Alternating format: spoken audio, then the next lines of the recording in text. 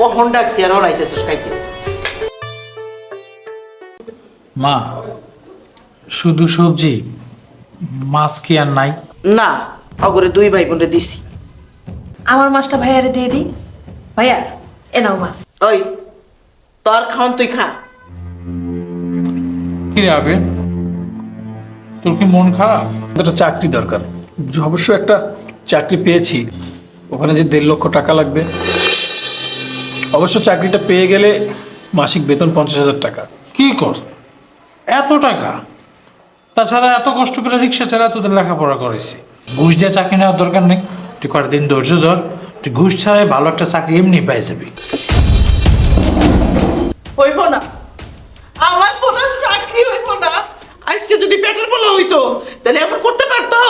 আমার ছোট ভাইটার চাকরি হয়েছে, এই রিক্সা বেচে যদি আর আমি টাকা না দিই তাহলে আমার ছোট ভাইয়ের চাকরিটা হইব না। আপনি আমার এতটুকু উপকার করেন। শোন, সব টাকা ভাই বোনের পিছে খরচ করিস না, নিজের লাগে কিছু রাখিস।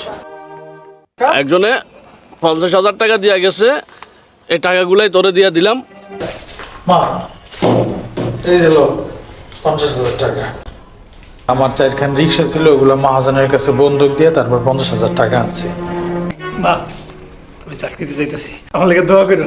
মাশাআল্লাহ, থাক থাক বাজার। আল্লাহ রে, আমার মনের আশাটা পূর্ণ হয়েছে। আর বাজা নাই।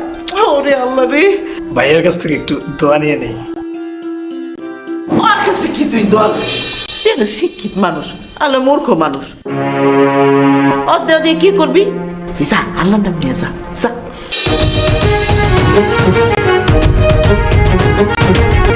উনি কে? আমরা বিয়ে করে ফেলেছি, তোমার বৌমা। কি সুন্দর ভাবি, একদম সিনেমার নায়িকা। আবির, আমি এই চিড়িয়াখানার মধ্যে থাকতে পারবো না। তোমার বৌমার এখানে থাকতে সমস্যা হচ্ছে, তাই কাল সকালেই আমরা বাসা চেঞ্জ করব। তোমরা সবাই ব্যাগ গুছিয়ে রেখো। কি করতেছস? কেমন ব্যাগ গুছাই? কে? তুই ব্যাগ গুছাইতেছস? তা কাপড় গুছামো না? গতকালকে না আবির কইলো যে কাপড় গুছাই রাখ, আমরা নতুন বাসায় উঠমু, এলে কাপড় গুছাইতেছে। তুই চালাস রিক্সা, তোর ভাই করে কত সুন্দর বড় চাকরি। তুই যদি আমাকে লোকে থাকোস তাহলে কি অগ মান সম্মান থাকবো ক? এটা অবশ্য ঠিক কথা কইছ। আপনার আমার বাসায় থাকার মতো কোনো যোগ্যতা নেই। বেরোন, বেরোন আমার বাসা থেকে, বেরোন।